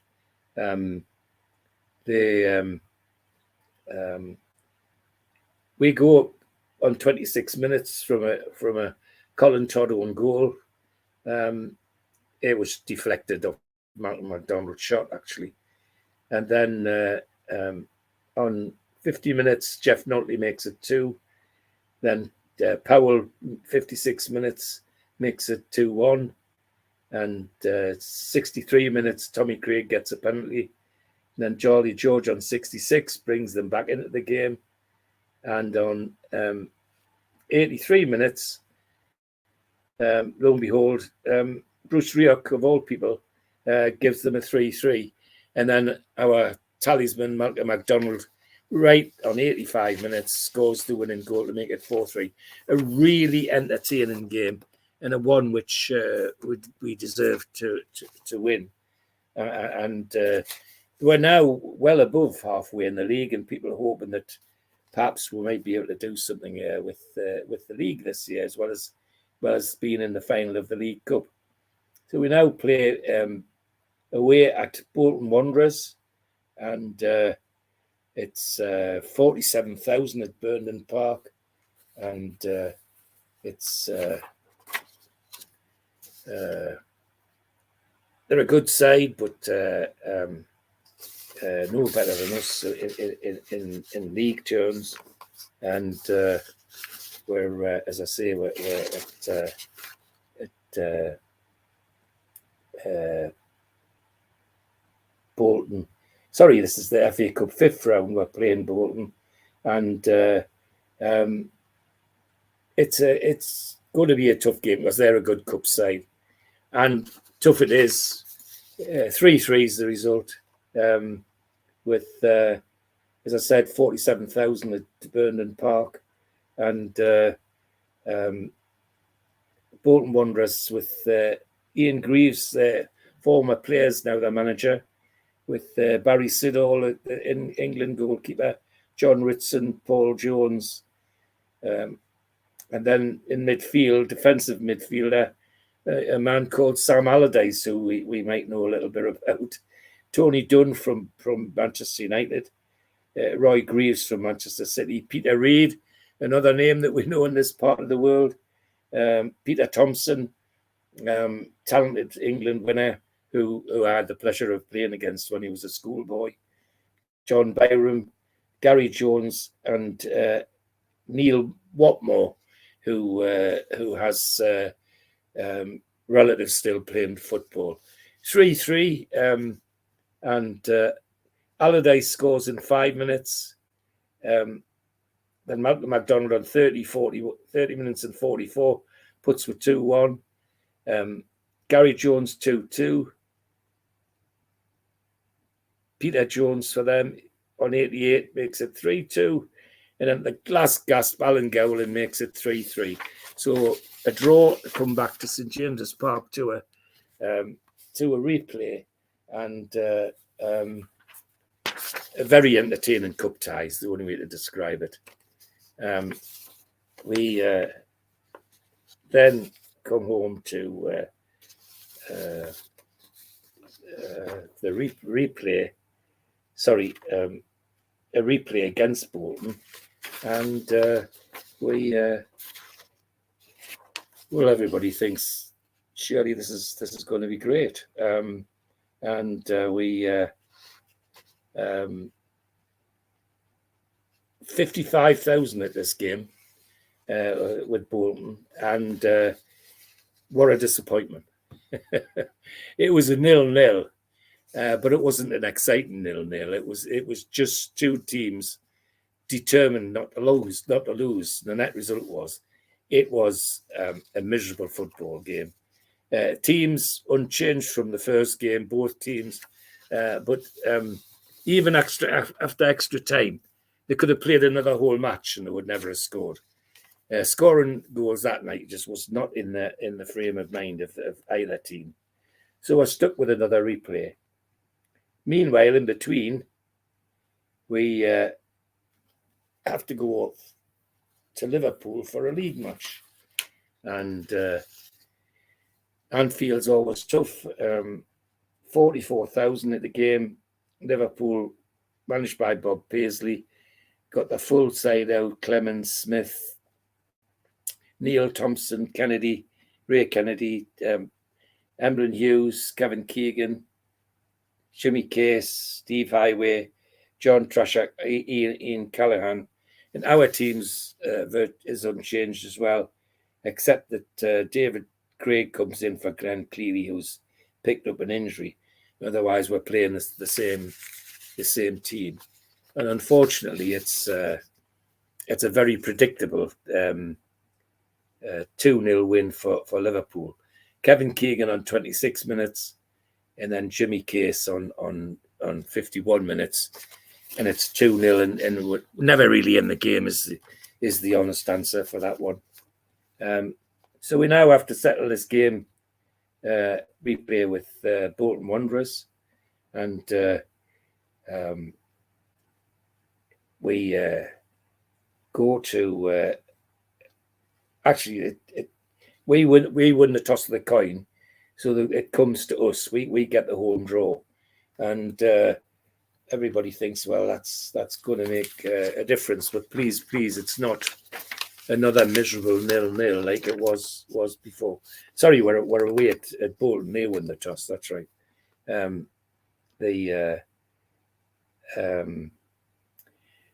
won the toss, and they chose to play at Ellen Road. That's the bit I was missing. That's why it was difficult to say where it was. They actually played it at Ellen Road because they chose Ellen Road, being sort of halfway between. 44,000 at the game, and their team was unchanged. Siddall, Ritson, Allardyce, Nicholson, Tony Dunn, Roy Greaves, etc., and Neil Watmore on the left. Our team, Ray Blackhall, a local lad, came in for Irvin Natris because of an injury. Otherwise, it was our regular lineup. And Mickey Burns on 15 minutes gives us the lead. And then on 57 minutes, Alan Gowland makes it 2-0. And then on 70 minutes, James scores consolation for Bolton. But a game we never looked like losing. And so we're through to the next round of the FA Cup.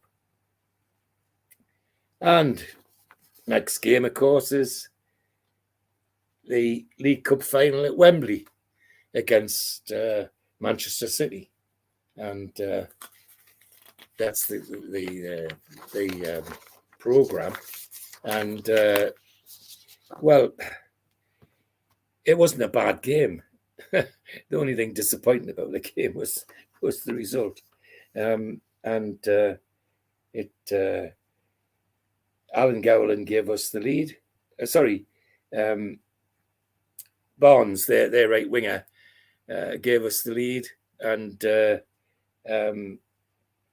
Alan Gowland equalised on 34 minutes, but then on 46 minutes, just after half time, the Dennis Stewart, who I've said would be a pain in my side, well, he was a pain in my backside there, because his overhead kick scored, went in, and it ended up as I put it on twice because I just wanted to see the contrast between the colour in the black and white, which is quite different. But yeah, I mean, end of, and we never recovered from that is the reality. And the Super Mac Challenge, and that's Manchester City celebrating after the Stewart winner. And now this is interesting because I hadn't remembered that the team made a record, and that's them in the recording studio making the cup final record, which, shame on me, I can't remember what the title of it was. And I'm not sure how many it sold either, but that's them in the recording studio testing their lungs and making a record. And see Clarkey and Super Mac, and I think that's Paul Crenell in there.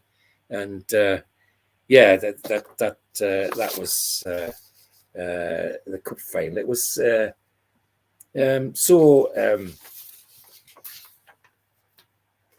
well, it was just disappointing that the result more than anything. But it wasn't a bad game. It wasn't a bad game. Not the worst game I've seen, certainly, and not the worst game we've played at Wembley either. So we lose the cup final, and we have to come home to a league match against Stoke City, and this is people are wondering how they're going to react to the cup defeat, 40,000 at the game against Stoke. Well, the reaction's a flat one. We lose to Stoke 1-0 in a very, very poor game, is all I'd say. And thank goodness we're safely in the middle, and the loss doesn't mean that too much for us. So we're now heading towards the 6th round of the FA Cup. And, well, we've done it in one cup. Why can't we do it in the other? Well, we can't do it in the other because we're at Derby, and they're about to give us a footballing lesson. They beat us 4-2, but it could have been a lot worse. And they were 3-up by half-time. Just after half-time, Alan Gowland brought us back into the game with 2 goals. But then Charlie George turned on his magic and sealed it for Derby. So end of the FA Cup for us as well. So we're now just got the league to concentrate on. And the next match after that is a home game against West Ham United. And people are worried that the defeat in the cup against Derby isn't going to knock the stuffing out of them, and then that we lose this game. Well, we don't lose the game. We beat West Ham 2-1. 40,000 at the game, which is a lot for a league match against West Ham. And our team's at West Ham, and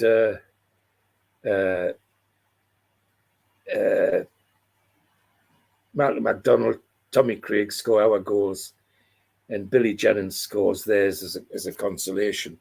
But we beat them 2-1, and that cements our position in the league as firmly in the middle of the league. And so we're now away to Arsenal, and we know this isn't going to be an easy game. Arsenal have been losing 1 or 2 matches in about this time, and looks like they've given away their chances to win the league title, which a lot of pundits in the south were saying was almost a given. Well, their crowd could tell them something about that, because 18,000 at Highbury for our match against Arsenal. Now that's, against anybody, that's a poor Arsenal crowd. And even though they had all their stars on display, Brian Kidd, Ratford, Alan Ball, Liam Brady, Terry Mancini, etc., and our team unchanged as in the past, and it's a miserable 0-0. But important for us is it cements our position in the middle of the league. But very disappointing for Arsenal. We're now at home to Manchester United, and having had such a really tough game against them at Old Trafford, there's a sense of revenge, I think is the word I would use, which is interesting when you think what's just happened with Manchester United in the last few days. There's a wish to get back the ground that we lost to them. But it despite being a fantastic game, I mean, Manchester United come out on top 4-3. It's a brilliant match, a football match. Set 46,000 at the game, and our side is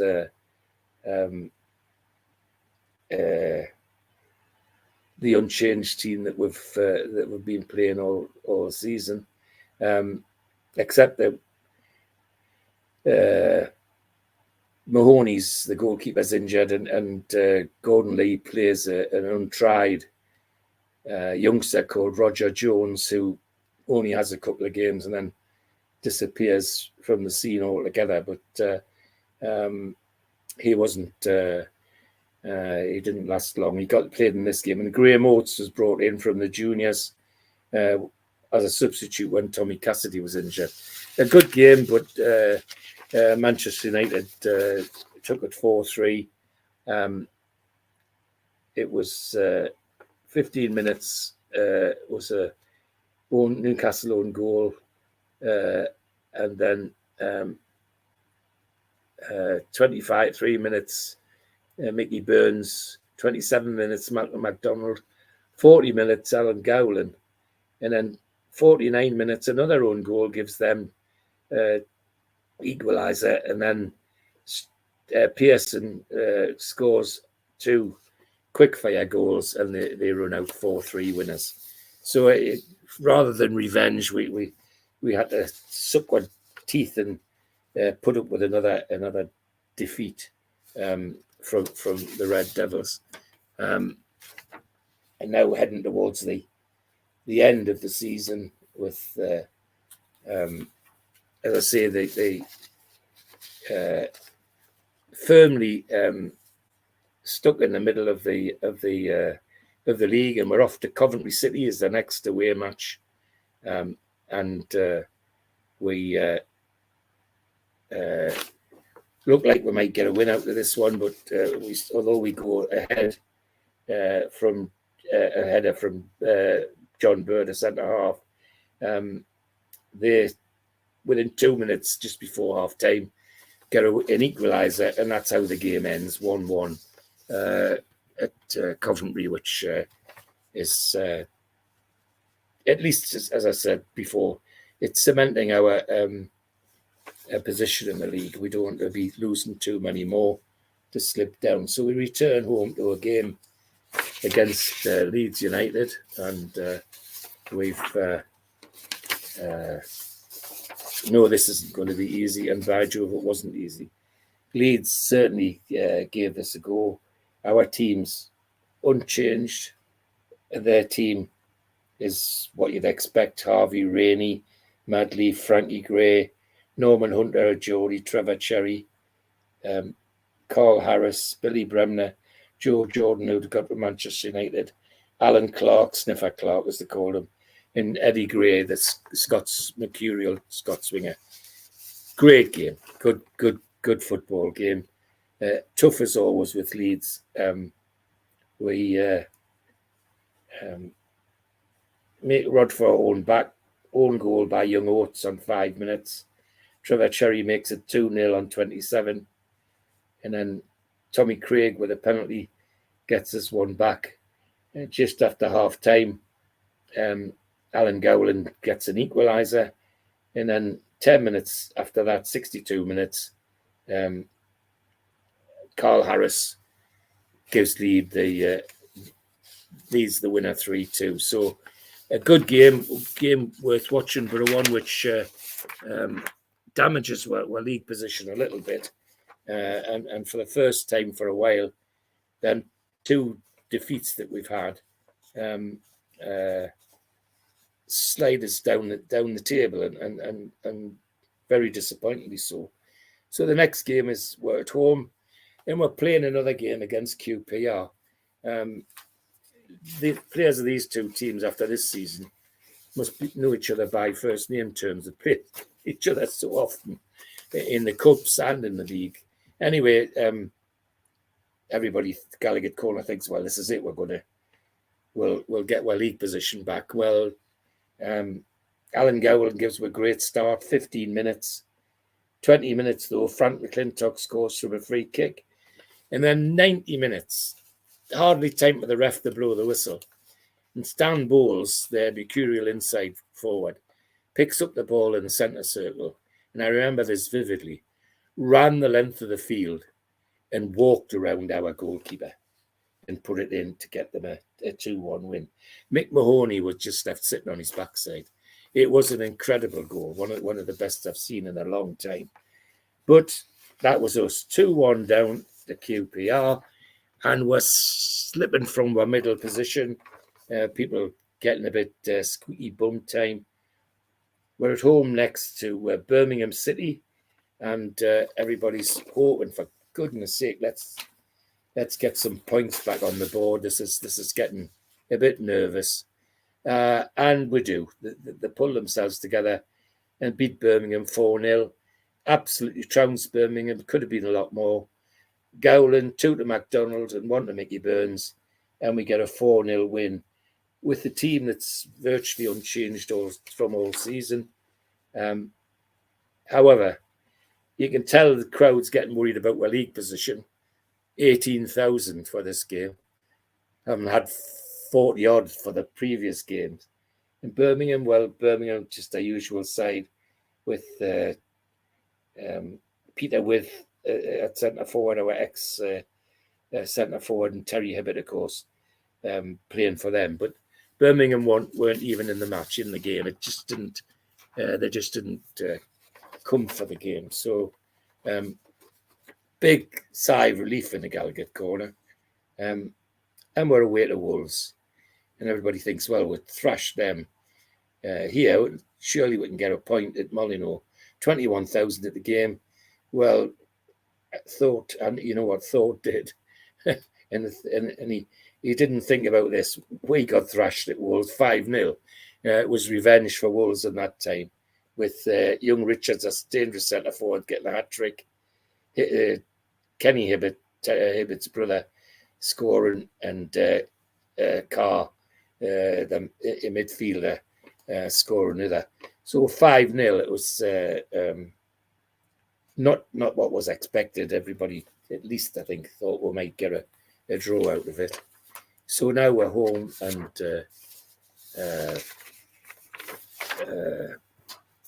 going to and we're not near the bottom, but it's still very disappointing that having been so strong in the league all season, and people are beginning to think, is this a reaction to being in the cups? You know, taking the cups further. Next is a home game against Burnley, and it's not the best game. I've been to 24,000 at the game, and Burnley playing their usual good brand of football. They win 1-0 with a goal from Noble at 9 minutes, and we never looked like scoring. And Burnley just held on and made life difficult for us with their team of mostly Geordies in that team. So here we are slipping again.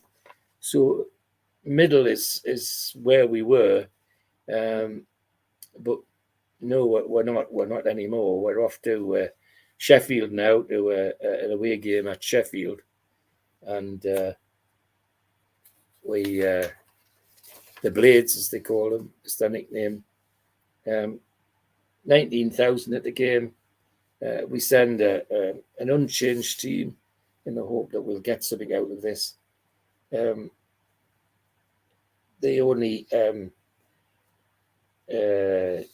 change was that David Young Oates, who a junior that Lee pushed in, gets injured, and David McLean, another youngster, gets brought in as substitute. And Sheffield United have their tried and tested team with Ken Worthy and Eddie Cahoon, Cliff Calvert, Colin Francis, Tony Curry, David Bradford, Ken Woodward, Chris Guthrie, ex-Newcastle, and Simon Seward. And it was a good game, but one which Sheffield won with a goal on 29 minutes. And guess who? Chris Guthrie, ex-Newcastle United player, scored the winner for them on 29 minutes. And we never looked like we would get back into that game. It was very disappointing indeed. And now we come to the last game of the season against Tottenham Hotspur. It's it's a game about saving our blushes, really. We've gone from being possible top half team to now being trying to cement our position round about the middle of the league. So we get Spurs, go to Spurs rather, and we end up with a fantastic away win, 3-0 at Spurs, with Mickey Burns, Malcolm MacDonald, 2 goals, and a 3-0 win, which is everybody's cock a hoop about. So we end the season on a high, but end the season where Joe Harvey had with for the last 3 seasons, 15th. And people are wondering, well, is that because we went so far in the 2 cups, or is it just where we should be? But it was not the best way to end the season. There were 1, 2, 3, 4, 5 friendlies after that. Believe it or not, Steve. We played a friendly against the Mackhams, which was a testimonial for one of their players, I think Len Ashurst. And we beat them 6-3. We then played an away testimonial for somebody at Leeds United and beat them 5-4. And then DK Stark from Denmark, we went over there and played them and beat them 3-1. We then played a game on the way back from Friedrichstad and won that one 4-2. And then we played a friendly against North Shields at North Shields and won that one 4-2 as well. And I think that was a friendly for a testimonial for a former player of ours. So another, we had this Dave Cook. Big thanks for sending the program. Yes, you did the gap, but he sent us this one. We had a Frank Clark testimonial against Sunderland. Now, no, that was it. That must have been it. Yeah. So it was against. It was the one that we won. We beat the Mackham 6-3. Yeah. And thanks, there's his David. That's fine. There's his ticket. There's Clarkey scrapbook. He used to play cricket. He played the guitar. He did indeed. Yes. He played good level cricket, Frank. I mean, he played for Crook Town. He could have played county cricket. Yeah. And that's Frank in action. And a couple of other little bits and bobs he sent us. I mean, I've been putting them up on the screen. I mean, Lee's arm there, a little badge. I bet that was ripped off your arm when he sold Supermac. There's the back of, and that's to come. That's the back of the testimonial fund, just with the teams on and a few notes on the back. That's there. Good. All-Star 11 was Charles Harrison of Metro Radio. Yeah. That takes you back, doesn't it? Doesn't And, it just? there's Doesn't it Super Mac just? with you wouldn't see Super Mac with a pint in his hand these days. Believe you me. No. But No, those days are long past. you did send us. You did send us this. Now you never referenced the relevance to this. You sent me these photographs of Workington Town. Okay, that was Workington Town were in financial trouble, and we played a series of games to get them some money. That had been arranged by Joe Harvey, but Lee, in fairness to him, went through with the commitment, and that was what that was about.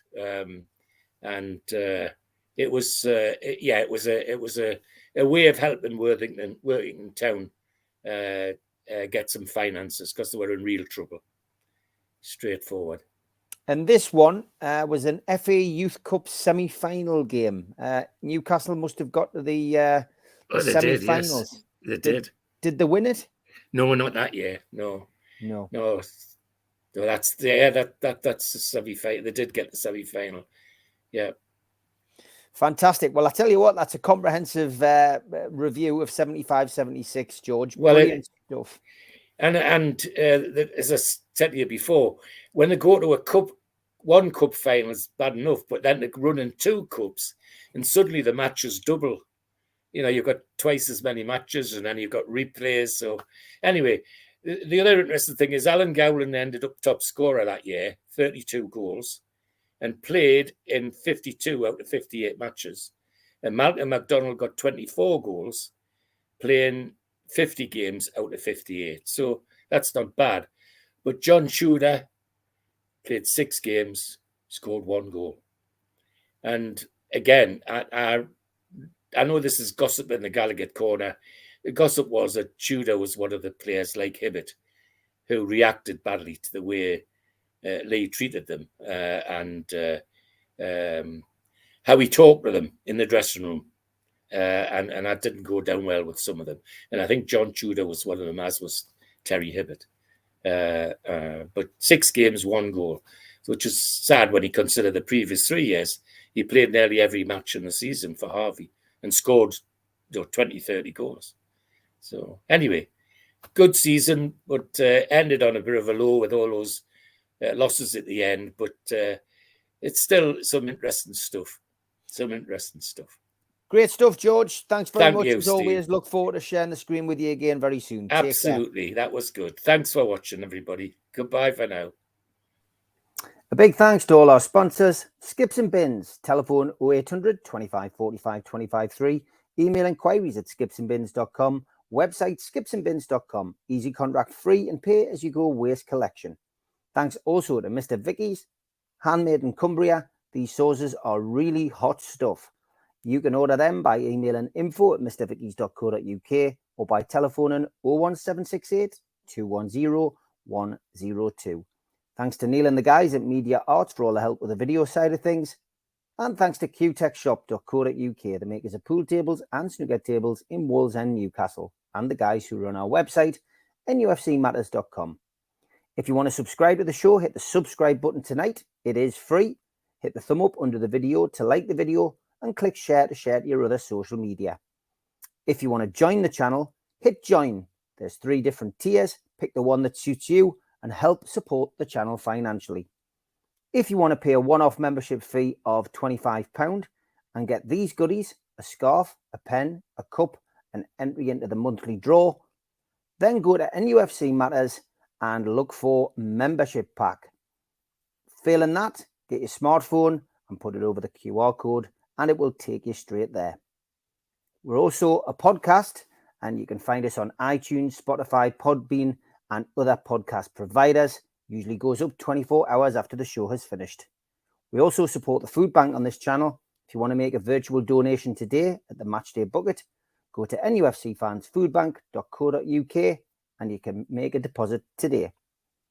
Don't forget to enter the Shearer raffle. There's 150 tickets, £1 per ticket, and you can win a limited edition signed Alan Shearer ball. Enter now at nufcmatters.com. If you have a look on our website, we've also got a vast range of mugs, t-shirts, cups, and whatever else takes your fancy.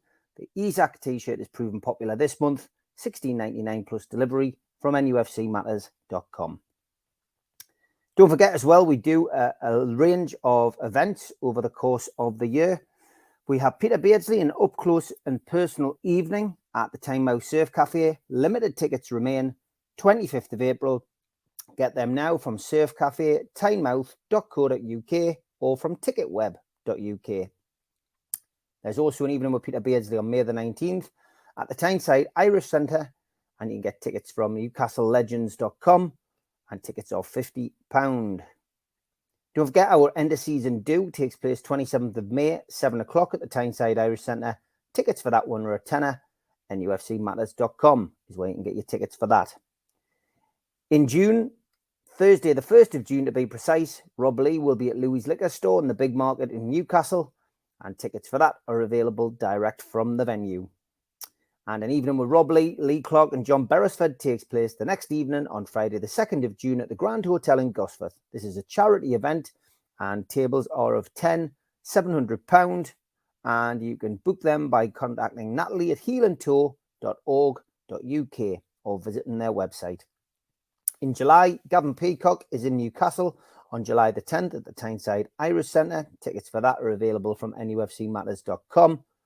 And he also takes an evening with at the Surf Cafe in Tynemouth on the 11th of July. So get your tickets direct from the venue for that one as well. And if you're a boxing fan, the Night of Champions, Ricky Hatton, Frank Bruno, Nigel Benn and Joe Calzaghe takes place at the Fed. And that will be taking place on the 16th of June. More dates to be added. Tickets from all those events, www.goldstarpromotions.co.uk.